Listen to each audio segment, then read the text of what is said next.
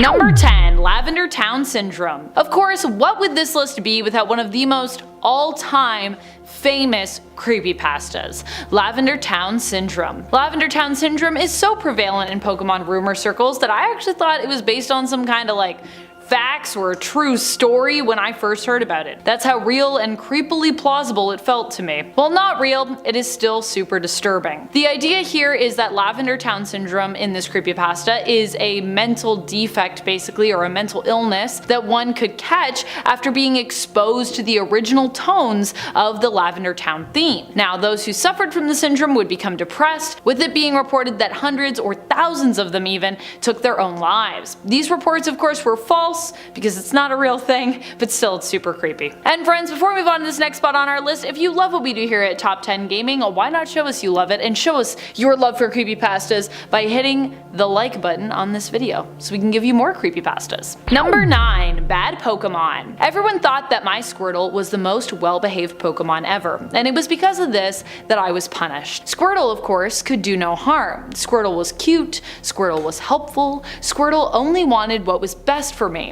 My friends, my parents, that's what everyone said. But what they didn't know was that it was Squirtle, not me, that drowned the Rattatas and laid them out to rot in the boiling sun on our lawn. It was Squirtle, not me, that emptied the gas tank in Dad's car and replaced it with water. It was Squirtle, not me, that wrote that note warning of the harm that would come to the neighbors if I wasn't locked away. But now I am locked away while Squirtle is inside my home, eating my food, sleeping in my bed, perfect, sweet, harmless Squirtle. Number 8. Ash's Coma. This is a long one, so time for a summary. I'll summarize it as best I can. What if in Pokemon everything wasn't as it first appears? What if Ash wasn't on a journey to become the best Pokemon trainer of all time, a Pokemon master? What if he was actually comatose? That is the theory this creepypasta poses, with each friend and ally, each enemy, each gym leader, and every Pokemon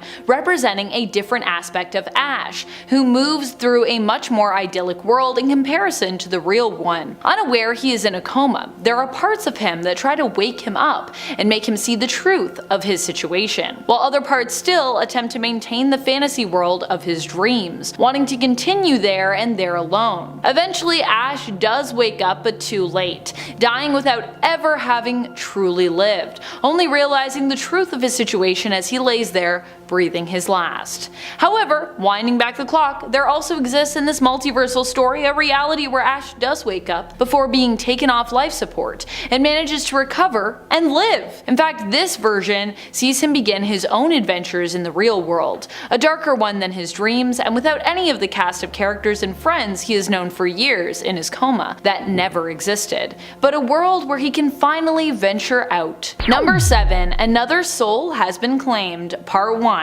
This creepypasta is only signed H, so that is all I can credit it to. And even then, the person writing it might not have been the original writer, as it was sourced as having an origin elsewhere, so forgive me if I'm not giving you the original author there with H. However, that is the way with creepypastas, isn't it? As they're all basically passed around, so lots of different versions and lots of different people claiming to have written them. This is also a long one, so I'll be sharing it over the course of multiple points. So make sure you stay tuned to hear the whole story. You're gonna want to with this one because this one's pretty creepy. Zach got the best gift for his birthday. While he'd received a lot of great gifts, this one took the cake. It was from his father and was a black Pokemon game. Excited, Zach put it straight into his DS and got to playing before bed. The hour was growing late eventually, and Zach thought about saving the game and shutting down his DS when he saw a Pokeball on the ground in-game. He decided to pick it up and noticed that within it was a Haunter that was somehow designated as being level infinity. The Haunter had a full meter that, instead of being labeled as EXP experience, was marked SLS.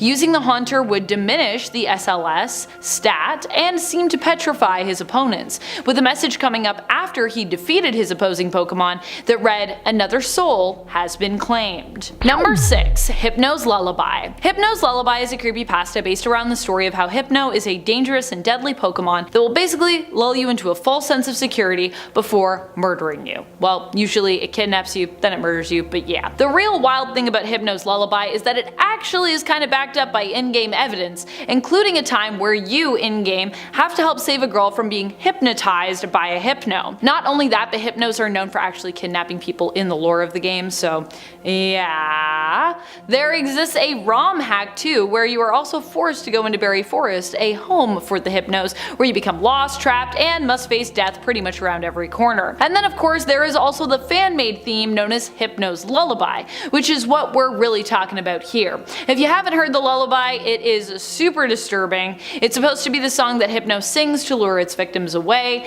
and is of course inspired by this creepypasta. And it's set to the melody of Lavender Town for added creepy effect, which is just great. Number 5. Another Soul Has Been Claimed Part 2. Tired and frightened of his experiences with Haunter in game, Zack attempted to turn off his DS, but when he found that his DS was unresponsive, he decided to lob it against the wall, terrified. It smashed, and he cried, but not willing to go near it, he just decided to fall asleep. In the middle of the night, however, he awoke, screaming from a night terror. He had dreamed the Haunter had come to life and got him. When he went to the bathroom, his nose was bleeding, and Zack observed so were his ears. And his eyes. After cleaning up, Zack looked into the mirror only to see the twisted face of the Haunter gazing back at him. "Look into my eyes, master," it said with a horrible low and garbled voice, "and witness the last thing you'll ever see." It smiled. Oblivion. Number 4. Pokemon Black. Another Soul Has Been Claimed isn't the only Pokemon creepypasta to focus on the infamous Pokemon Black game. This one is solely, forgive the pun, about the experience of playing this game and things that you actually might experience were you to play it. Case in point, a Haunter that becomes more creepy the more you see it, that attacks not just opposing Pokemon but trainers, turning them into tombstones upon defeating them, and that also tends to scream a lot. In the end, it said you can use the Haunter in the hacked Pokemon Black game to curse the world after defeating the Elite Four. Beating them with Haunter will result in a cutscene which supposedly takes place years in the future. In this bleak future reality, every NPC is replaced by a tombstone, and old and feeble, you are forced to face the only other survivor in this world, the same Haunter that doomed everyone that was once your Pokemon years ago. As the old man version of yourself, when you go into this battle, the only move you have is struggle. Eventually, the Haunter will use Curse on you one final time, and after the screen fades to black, the player will notice that their save file has been erased. Number 3. Another Soul Has Been Claimed, Part 3. When Zack's mom got home from work early the next morning, the house was a mess. The furniture was tossed and smashed, and she worried that a break-in had happened while she was at work. As she searched for her family in the house, she found her husband, Zack's father, mortally wounded on the couch and near death. He warned her not to go upstairs, but in a frenzy, she resisted his advice. Calling the cops, she went upstairs to her son's room. It was empty. Zack was nowhere to be found. Something wet dripped onto her shoulder. She touched it, rubbing it between her fingers. Blood. She looked up and screamed. Number 2. Be careful what you wish for. My mom once told me that wishing on a shooting star would make all your dreams come true. One day I did just that. As I saw the star fly over me at night, I wished really hard. What did I wish for? If I told you, it wouldn't have come true. And well, maybe I should have told you. I never thought this would happen. I forgot this was even a Pokemon ability.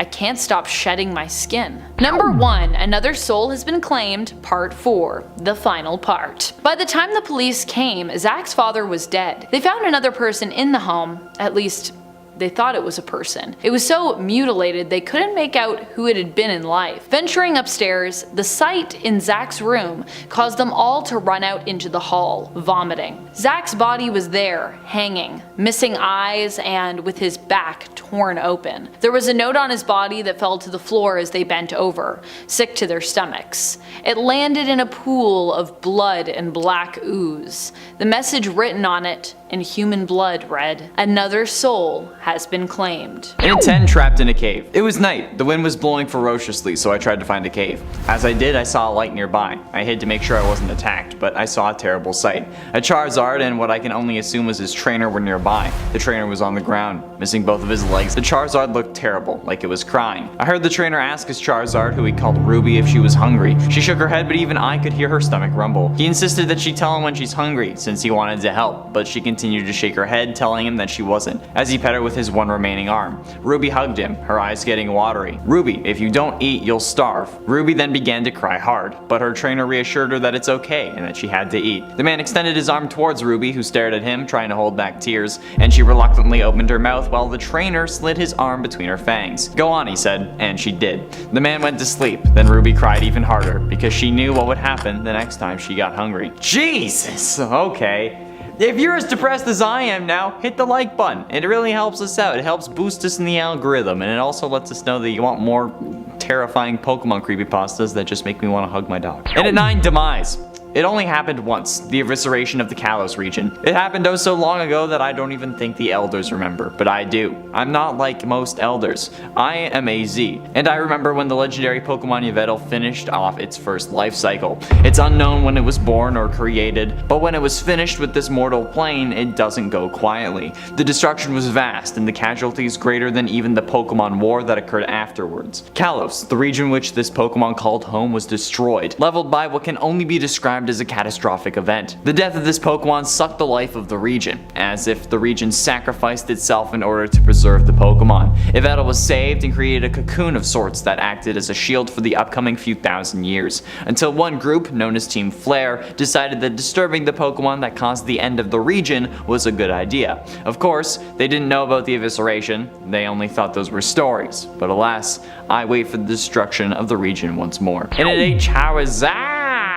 I'm not kidding, that's actually how it's spelled. I know you're looking at me weird. Please don't, okay? I'm not meant to look like this. I used to be so happy. My friend loved me so much, but he would always hang out with his Charizard instead of me, since it was his starter after all. But it eventually ended up dying in a gym battle. He cried all day, and he thought another one would fix it, so he went to get another, but he was already carrying 6 of us. I told him that he could put me away for a little while. All I wanted to do was see him happy. So he did, but it was a very long time.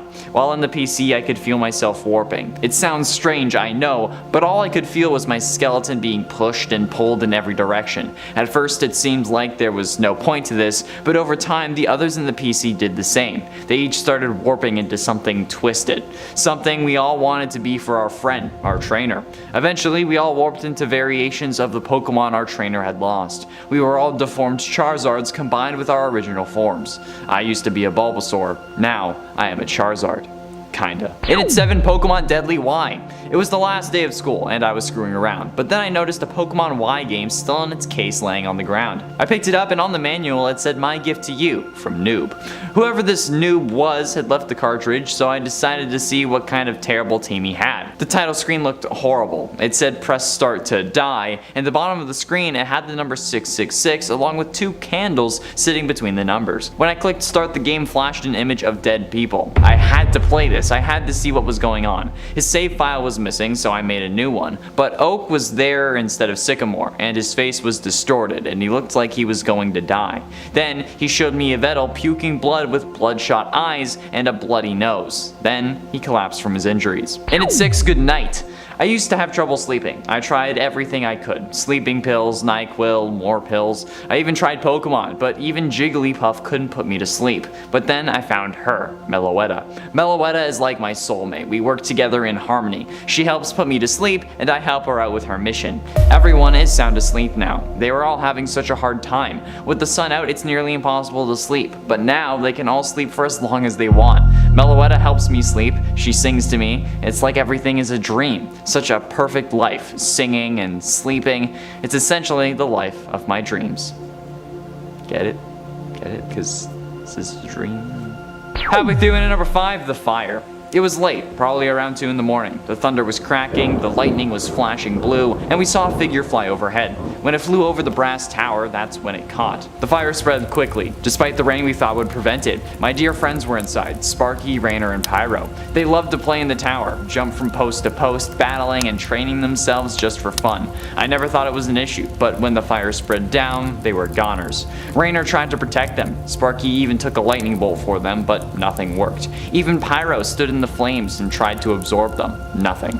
Luckily, Ho-Oh had a spot for them in his plane, and now whenever I see one of the legendary beasts, I smile and shed a tear for the boys I lost oh so long ago. Perhaps, after the plug is pulled, I will be with them once more. And at 4 Mount Silver. Years before you meet Professor Oak, he trained Red and got him to Mount Silver, but once Red gets there, he isn't heard from again. Oak travels there to see that Red has actually died, but his spirit is still there. All it says is help me.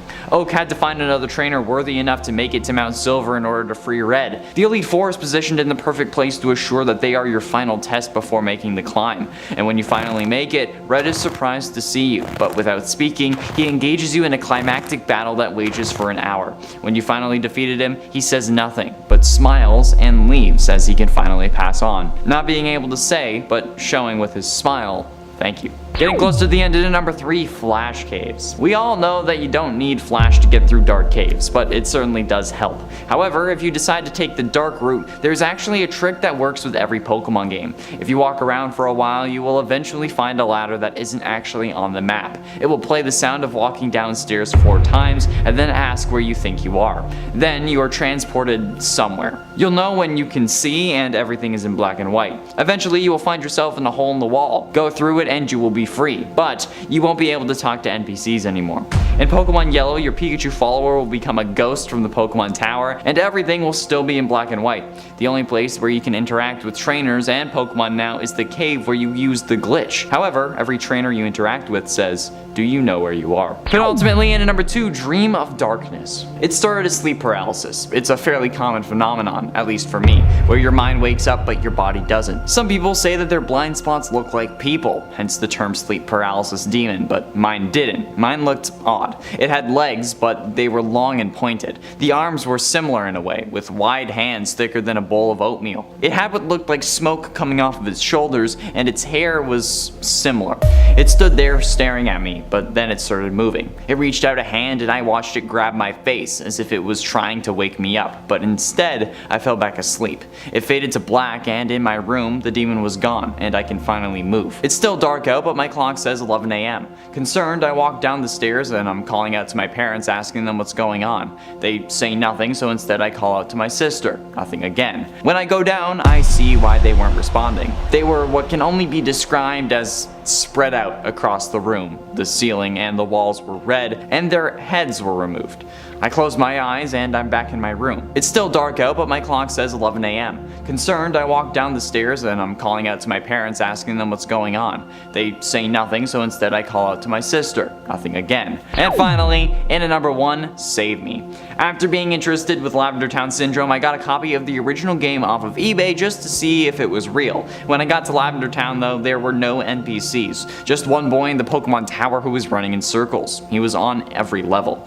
Whenever I interacted with him, he would just say save me. Now, I didn't mention this before, but my rival's name was Tyler, because it was actually suggested, not because I chose it. But that's weird, because this game is Japanese. I get to the top floor of the tower and the room shaped like a T. And then, remembering my rival, I ask out loud if this is Tyler. The child turns around and says yes, save me, then starts a Pokemon battle. But he never threw out a Pokemon. He just stood there waiting. I ended up fainting him, and he said thank you.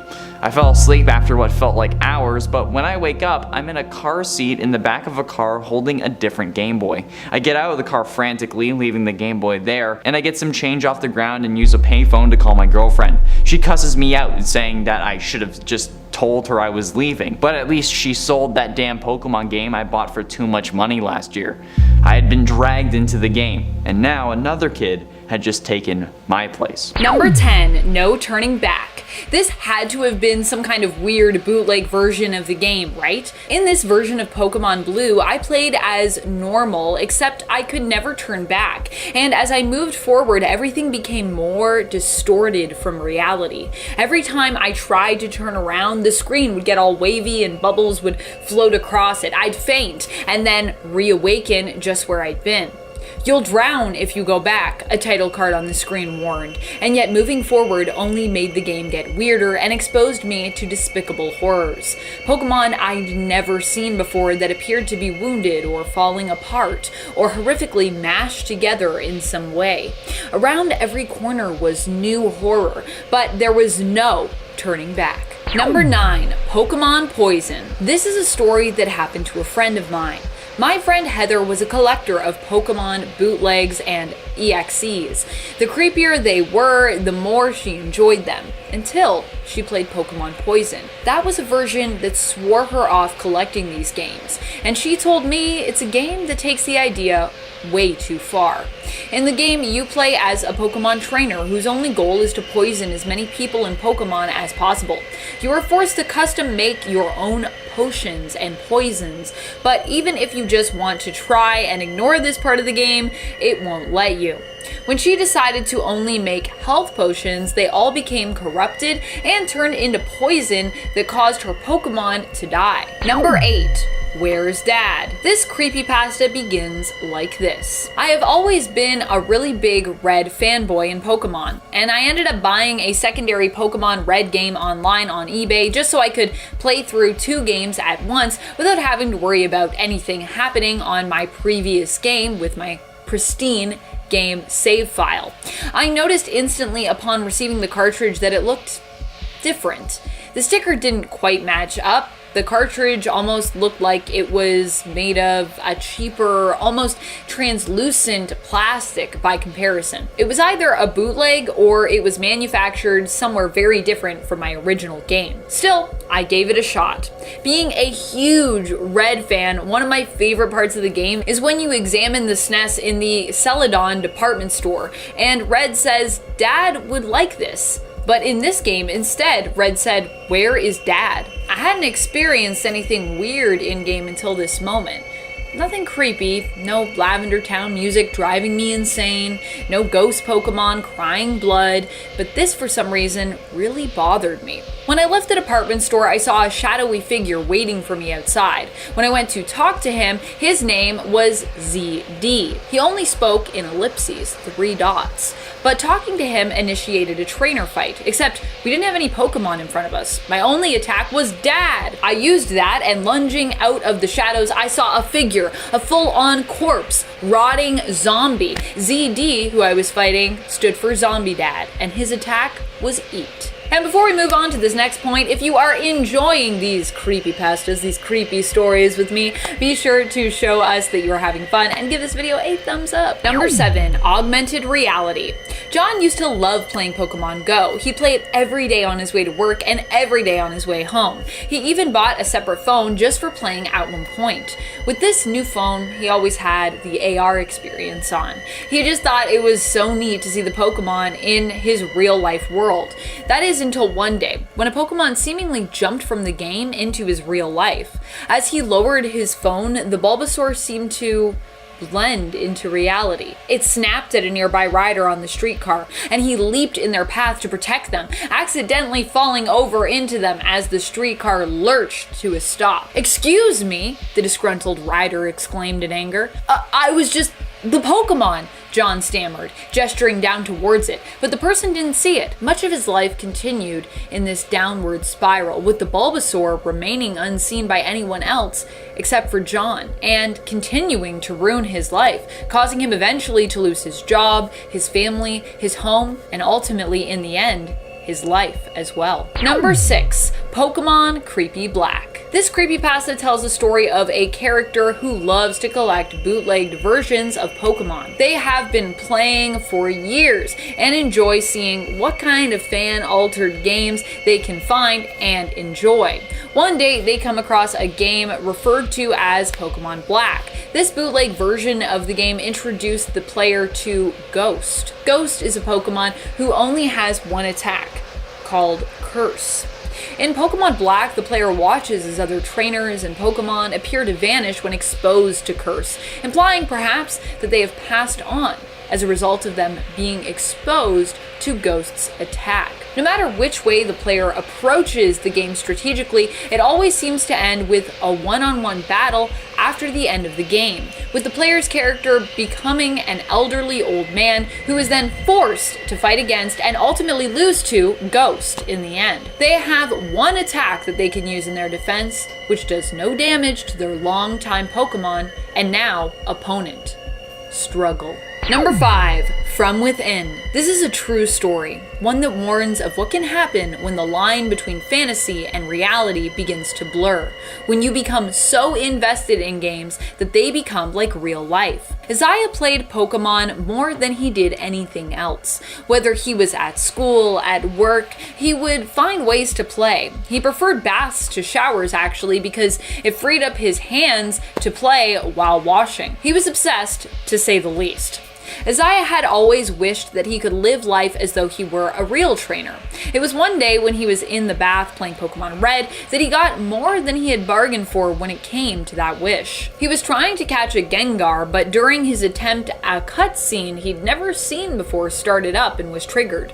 The Gengar he saw in front of him looked hyper-realistic, more realistic than his console should have even been able to show. "Do you truly wish to become the best trainer?" the Gengar somehow asked him. He selected the option yes, but the Gengar demanded he speak aloud his answer. "Yes!" he cried out. The Gengar then seemed to leap forward toward him and then emerged from the screen. It grabbed his face in both hands and pulled him through the screen. And the game console splashed down into the bath. Isaiah was gone, but the game continued. Number 4, Nightmare Attack. This was an attack I noticed my Kadabra had one day while playing in a game. Not sure if it was an error or a glitch or exactly where it came from. I just know that this happened to me and I don't know why. When used, Nightmare would cause no harm to the Pokemon, but after the battle I noticed the trainers were different. They would pass out near the end of battle, either when I was about to lose or run or just upon victory even. They would faint, and then when I left and tried to wake them up, I would get this creepy flash of them smiling and foaming at the mouth, like some kind of jump scare card. This glitch or error, I don't know what it was so bad that I found myself unable to play my game, or any Pokemon games anymore, without thinking about it. It's not only haunted my own nightmares, but constantly haunts me when I think of the franchise. Has anyone else had this Kadabra attack or knows where it comes from? Number 3, the Mystery Door. I had never been to this place. It was a department store that somehow appeared in a cave when I was playing Pokemon Red. I didn't know how it got there or where it came from, but I was curious. I went inside. There was a shop owner who looked normal, as well as some items for purchase. At the back of the store was a door, but when I approached it, the shop owner stopped and asked me, "Do you wish to open the mystery door?" My only option for responses was no. To which he'd respond, "Okay, if you change your mind, let me know. We can always talk about the cost to do so." I left the store, but every time I played would end up visiting it again during my session. It was such a weird place. The options for my answer always seemed to be the same, until one day they weren't. I noticed a second option. There was no, and then just an ellipses for another response. I chose the 3 little dots, to which the shop owner didn't respond. I was given another chance to choose between the same 2. This repeated a few times until I saw my character shudder and begin to vomit. Out of my insides emerged a tall, spindly creature shrouded in mist with bright red glowing eyes. It stood tall with a twisted grin. "Time to pay the price," it said. I heard the echo of its voice in my mind. Number 2, Berry Forest. One time while I was in Berry Forest, I ran into a random girl there. Nothing too bad happened, but it was definitely a really creepy encounter. She asked me to come with her and become one with the forest. Then I watched her move into a tree. Cut into the tree was a perfect shape for her body. "You don't need to leave ever if you join us," she told me. Number 1, Trading Places. My friend had loaned me their old Game Boy Color as my Switch had broken down recently recently, but it was covered by a warranty still, so I was just waiting to get it back, fully repaired. I used to love playing my Game Boy Color when I was younger. They gave me a few games along with it. Among them was a Barbie Genie game, a Legend of Zelda game, but I settled on a Pokemon game to play. However, the cartridge didn't look like any Pokemon game that I remembered. It had a picture of an intense looking Ditto on the front. Weirdly enough, the color of the Ditto was off and seemed to more match the color of the Game Boy instead.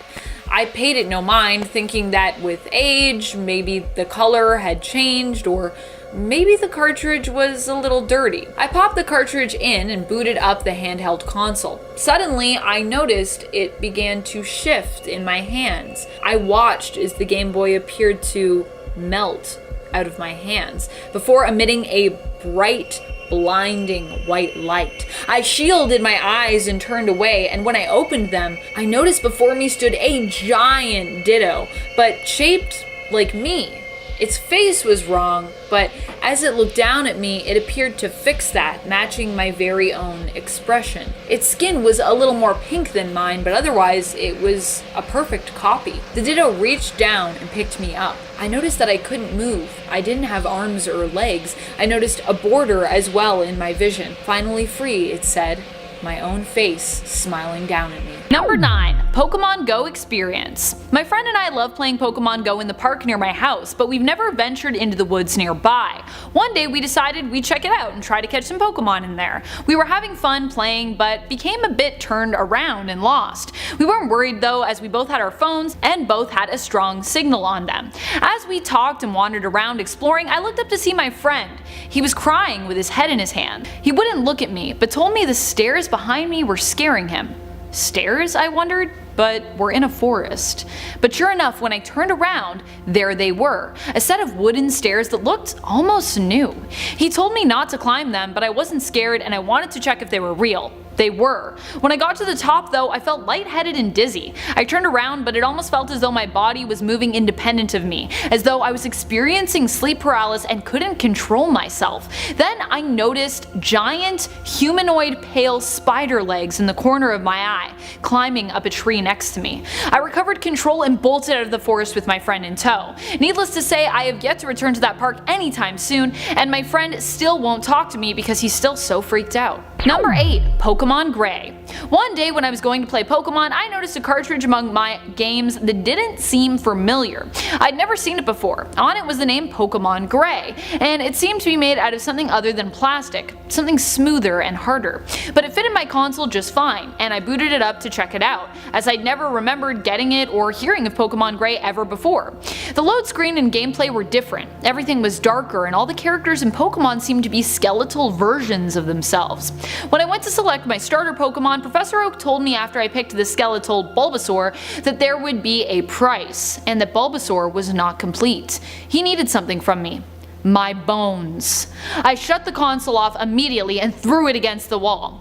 When I got enough courage, I went to retrieve it and checked out the cartridge. It had a crack in it, and that's when I noticed that it was made out of a different material than the others. It was made of human bone. Number 7. My Friend Banette. Her favorite gift that she had gotten for her birthday was the Banette Poké Doll. It was so cute. She promised that she would take it with her everywhere and never leave it. But years passed, the doll became worn and was swapped out for newer toys. Eventually the girl who owned it got older and parted with the doll, throwing it into the trash. The trash, Banette thought as she lay discarded. I don't think so. When the girl got home, she saw Banette sitting once more on her bed, surrounded by a bunch of other dolls and plushies which had been torn apart and decapitated. She was too confused to react as the Banette seemed to come to life, surprising her. It leapt, feral, attacking her and mauling her face. She was dead before she could do anything. Never again would she abandon any of her dolls. Number 6. Charmander, is that you?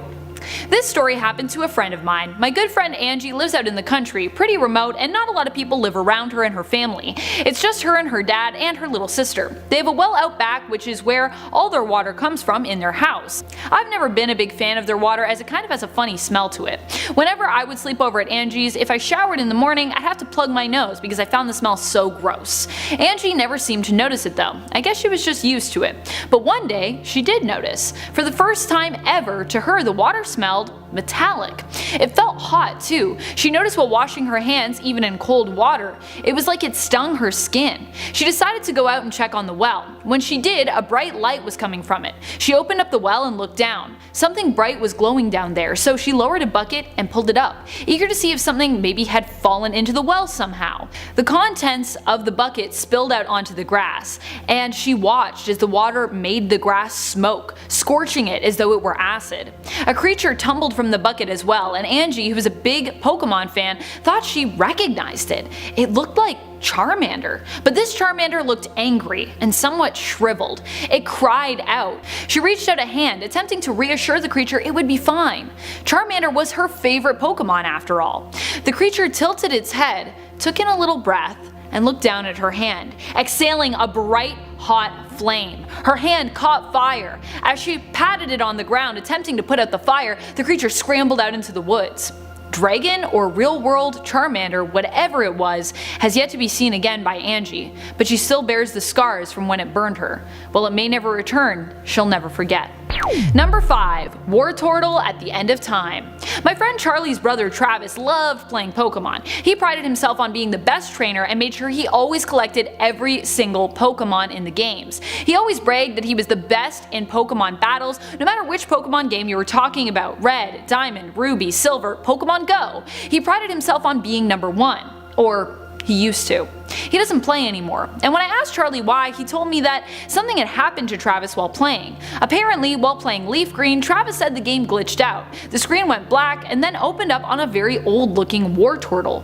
The Wartortle said that he was an immortal Wartortle who had been alive since the first days of Pokemon, and its spirit had lived even beyond that. The Wartortle survived in the game by feeding off of gamers' souls. It found that the better someone was at the game, the more nourishing their souls were. It had come, it said, for Travis's soul.